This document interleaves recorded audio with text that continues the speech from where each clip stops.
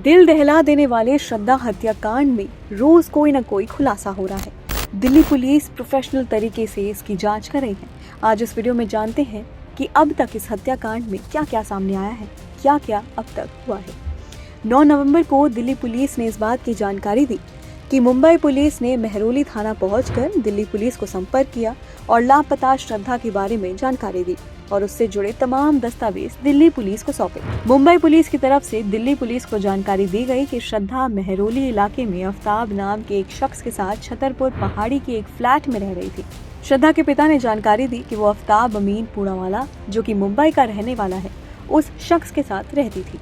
उसके साथ पिछले 3 साल से लिव इन रिलेशनशिप में थी और आफ्ताब लगातार पिछले कई सालों से उनकी बेटी के साथ प्रताड़ना करता था। इस जानकारी के बाद दिल्ली पुलिस ने मेहरौली थाने में किडनैपिंग का मामला दर्ज किया और तफ्तीश शुरू कर दी। जांच के दौरान आफ्ताब को हिरासत में ले लिया गया। जब उससे पूछताछ शुरू की गई तो शुरुआत में ही उसने पुलिस को गुमराह करते हुए बताया कि श्रद्धा उसके साथ लिव इन रिलेशनशिप में रह रही थी, लेकिन कुछ दिन पहले वो जिस किराए के मकान में रह रहे थे उस मकान को छोड़कर वो चली गई थी। इसके अलावा पूछताछ में आफ्ताब ने बताया कि वो इस केस को लेकर मुंबई पुलिस के सामने भी पेश हो चुका है और उनको भी तमाम सारी जानकारियां मुहैया करा चुका है, लेकिन दिल्ली पुलिस उसके जवाबों से संतुष्ट नहीं थी। इसलिए पुलिस ने उसको साइंटिफिक तरीके से पूछताछ करना शुरू कर दिया।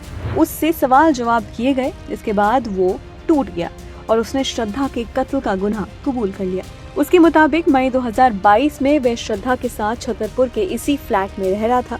18 मई 2022 को उसने श्रद्धा का गला घोंटकर उसकी हत्या कर दी, जिसके बाद उसने श्रद्धा की लाश को अलग अलग टुकड़ों में काटकर ठिकाने लगा दिया।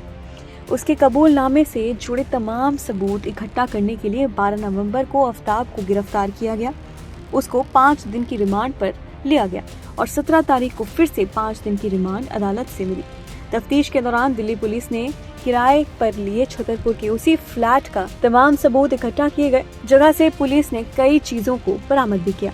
आरोपी आफ्ताब की निशानदेही पर मेहरौली के जंगलों में भी कुछ हड्डियां बरामद की गई। इन्हें जांच के लिए भेजा गया, ये जांचने के लिए कि जो हड्डियां बरामद हुई हैं वो श्रद्धा की ही हैं या नहीं।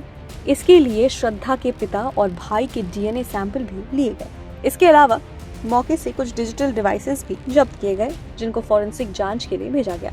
कल यानी कि सोमवार को आफ्ताब का नार्को टेस्ट होना था, जो कि नहीं हुआ। अब देखना ये होगा कि आफ्ताब का जब भी नार्को टेस्ट होता है तो उस टेस्ट में क्या क्या बड़े खुलासे होते हैं और क्या क्या नए अपडेट्स इस केस में आते हैं। फिलहाल इस रिपोर्ट में इतना ही। बाकी अन्य खबरें जानने के लिए आप देखते रहिए ABP राइट।